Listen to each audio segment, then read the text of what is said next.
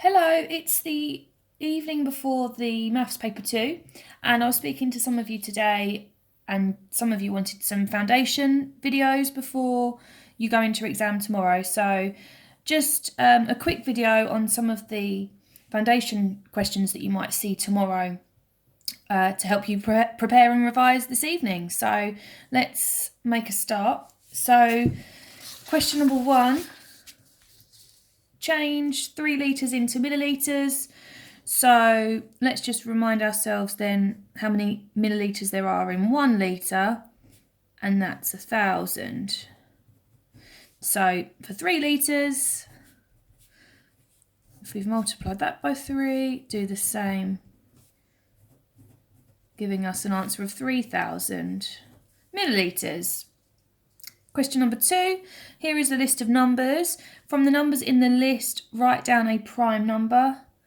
So we're only needing one number and we're looking for a prime number. So a prime number has 2 factors only, themselves and 1. So if we have a little look along and I think about the factors of 6, well, there's 2 and 3, as well as 1 and 6, so it's not that, it's not 8, no. 19 can only be divided by 1 and itself, so having 2 factors only, making it prime. So it must be 19. From the numbers in the list, write down a square number. Okay, so our square numbers are 1, because 1 times 1 is 1, 4, 2 times 2 is 4, etc. So a brief reminder of our square numbers. So from our list then, we've got 16. That's square because 4 times 4 is 16. So there we have it. Number 3, write down all the factors of 20. Try not to get confused between factors and multiples. Factors are the numbers that go into another number. So the factors of 20 would be, and I like to write these in pairs, so 1 and 20 are factors, just like we spoke about when looking for our prime number. But we've also got 2 and 10. I'd, at this point, think about 3. I like to do it in order so I don't miss any. So 3 times something, does that make 20? No, that's no good. But I could try 4, because 4 times 5 makes 20. And now I'm already at 5. I know I've got them all because I've been through and I'm back round to where I would have been on this side. So I've got them all. And make sure we list them then as our answer. 1, 2, 4, 5, 10 and 20. Those are all the factors of 20. Number 4, write down the probability of scoring an odd number on an ordinary 6-sided dice. So your numbers on a dice are 1, 2, 3, 4, 5, 6. And the odd ones are 1, 3 and 5. So that's 3 out of 6. Or a half would do the same job and get you the mark as well. Okay, so 3 out of 6 would be fine for 4 marks, or a half. Write down the probability of scoring a 6 on an ordinary 6-sided dice. Well, I've already listed them here. So this time, because I'm only interested in getting a 6 on my dice, that's 1 out of a possible 6. Question number 5. There are 3 different options for starter and 3 options for main course. And you are asked to list all the combinations that can be chosen. So you don't have to write the words down, just the first letters would do. So bread and lasagna, bread and pizza, bread and ravioli.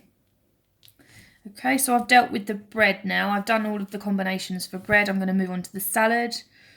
Salad lasagna, salad pizza, salad ravioli, and olives as well. Olives with lasagna, olives with pizza, and olives with ravioli. And that's all of them. Number 6, 3f times 4g. 3 times 4 is 12. F times g is simply fg. 12FG for 1 mark. And simplify, we need to collect our like terms. So 3x plus 5x is 8x. So that's the first part of my answer. And minus 6y plus y. Minus 6 plus 1 is minus 5, so minus 5y. And there's my answer for part B. Moving on to question number 7. Write down the ratio 32 to 24 in its simplest form. So you should try and think about factors again for this and think, what can we divide by? And what we want to do is divide both sides by the same thing to keep the ratio equivalent. So we could maybe think about dividing by 8. Both numbers have a factor that's 8. 32 divided by 8 is 4, and 24 divided by 8 is 3. Just think then, is there anything else we could divide by? Is there a common factor for 4 and 3? The answer is no, there isn't. So our ratio has been simplified fully. 4, 3 is the answer for that one. And part B, 1/9 of people in a class are left-handed. Write the ratio of left-handed people to right-handed people. Okay, so 1 out of 9 people are left-handed. So that means there must be 8 out of 9 that are right-handed. So this is left-handed to right-handed. Now you need to think carefully then about how you can convert that to a ratio, because at the moment we don't want fractions in ratios, but because they're both out of 9, effectively writing just 1 to 8 gives you the ratio without the difficulty of fractions. So there, for every 1 left-handed person, there are 8 right-handed people. Question number 8. We've got the first 5 terms of a sequence, and you're asked to find the next term of the sequence. So it's always a good idea to find the difference. This one is going down in 3, so every time it's gone 3 less than the one before. So if we want to find the next one, 5 take away 3 is 2. Then we're asked to work out the 5th term of the sequence, of a different sequence, and this is the nth term, so 10n squared plus 5. So we're dealing with a new sequence, find the 5th term. So because I want the 5th term, I'm going to call n 5. And in my sequence expression, 10n squared plus 5, I'm going to swap the n for 5. So I'm actually going to do 10 times 5 squared plus 5. Don't forget 10n squared is the same as saying 10 times n squared. So using BIDMAS, we're going to deal with our indices first. So 5 squared is 25. Then we're going to multiply. And then we're going to add 5, taking us to 255. Now, don't forget, I've not had to use it yet, but you have got a calculator. So use it when you need to. Make the most of having it. Of course, you can use your calculator to double check your answers as well. Moving on to question number 9. So we've got sausage rolls. Each sausage roll costs 84p. She wants to buy 6 of them. So that would be my first thing to do, is to work out 6 lots of 84p to see how much it came to in total. So I'm going to use my calculator, and that gives me £5.04. So she pays with a £10 note. Work out how much change she gets. So we just need to take the £5.04 away from £10, and you get left with £4.96, and that's the change she would have got, and that's your answer. Part B. When in the shop Amelia finds out that the price of the sausage rolls has been increased, so it's got bigger, it's got more expensive. How does this affect the amount of change that she will get? So if the cost of the sausage rolls have gone up, that means it's more expensive. That means that she will get less change. Number 10. Ian is going to make some cakes. He has worked out that he needs 16 eggs, 675 grams of sugar, and 390 grams of flour. Ian can buy packs of 6 eggs for £1.45, 500 gram bags of sugar for 59p, 500 gram bags of flour for 95p. Okay, work out how much Ian needs to spend to buy his ingredients. Okay, so if we have a think about how many packs of eggs he's going to need to get enough in his list. So 16 eggs needed, they come in packs of 6. So 1 pack's not enough. 2 packs would give you 12 eggs. So that's not enough either. So 3 packs though would give you 18 eggs. So that's what we would need. We would need 3 packs of eggs to give us enough for 16. 500 gram bags of sugar for 59p. Right, so how much does he need of sugar? He needs 675 grams of sugar. 1 bag's not enough, so we'll have to go for 2 bags of sugar. And he only needs 390 grams of flour. That's enough for what? That's enough if he buys 1 bag. Okay, so if we work out the cost then, we're going to have 3 lots of 145, and that comes to £4.35. Don't forget you've got your calculator. 2 lots of 59p, that's £1.18, and just 1 lot of the 95 for the flour, so that's 95p. Okay, if we add them together, we get a total of £6.48. Don't forget you've got your calculator for that. So he needs to spend £6.48 in total. Number 11.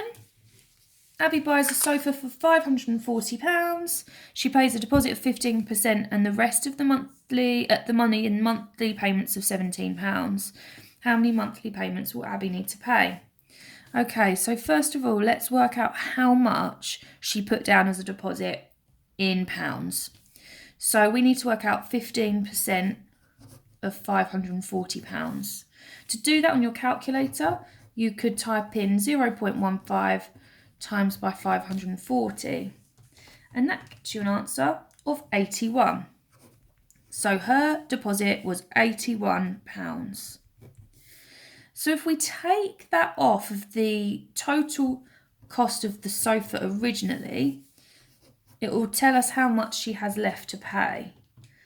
So she has still got to pay £459. Now it says she's going to do that in monthly payments of £17. And we need to know how many monthly payments that will take. So if we divide our £459 by £17, because that's how much she's going to pay a month, that will tell us how many months it's going to take her. The answer is 27. It's going to take her 27 months to pay it off. Okay. Number 12 is a pie chart. So I'm going to haven't got my protractor with me at home just now, I don't think. So I'll leave that one. I'll come back to it if I've got time. Let's move on to 13. I also need a ruler for that one. So let's skip to 14 so that I don't have to go and look for my pencil case and equipment. Okay, number 14. A circular field has a diameter of 32 metres. A farmer wants to buy enough grass seed to cover the field. One box of grass seed will cover 66 metres squared. Work out how many boxes of grass seed the farmer needs to buy. So we need to realise that diameter is the length across the middle, through the centre from circumference to circumference. So 32 metres is our diameter. I've marked it on here. It's all the way across the circle through the centre. And he wants to cover the circle with grass seed. Okay, so he wants to cover his field with grass seed. Because he's trying to cover a space, we're dealing with area. Okay, now I know the area of a circle can be found by doing pi times radius squared. So if we find the area of the field, that would be a good place to start.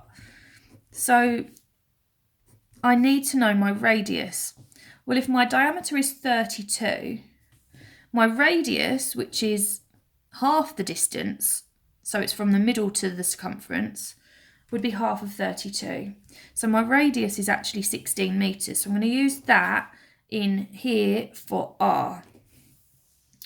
Okay, so pi times 16 squared gives me an answer of 804.2477193 metres squared. So that's the area of my field. Okay. I'm not quite done though, because it wants to know how many boxes of grass seed the farmer needs to buy, considering one box of grass seed covers 66. So our last step is to figure out how many 66 metres squared goes into our answer for the area of the total field. So if we divide our 804.2477193 by 66, now I've left the full answer on my calculator for now. I'm going to press divide 66, and that gives me an answer of 12.1855715. So that tells me the number of boxes. However, I can't buy 12.18 boxes. 12's not enough. I'm going to have to round up, and I'm going to have to buy 13 boxes for that one. Number 15, here is a number line. On the number line, show the inequality, and here it is. So my advice here would be to draw your circle above the numbers given. So -3 and 2. Join them up with a straight edge. And because the symbols are different, we need to make the circles look different. Where we've got the or equal to symbol on the left, we colour that one in. We don't need to colour this one in. And that one's done. So I think I'm going to leave it there for now and watch this space. I might be able to post another video later on tonight, possibly. But I hope doing the first 15 questions of the foundation paper is helpful for you to revise from tonight. And best of luck with the rest of your revision. You'll do great tomorrow. Don't stress, get lots of sleep, and yeah, don't panic. You'll be great. Okay, bye.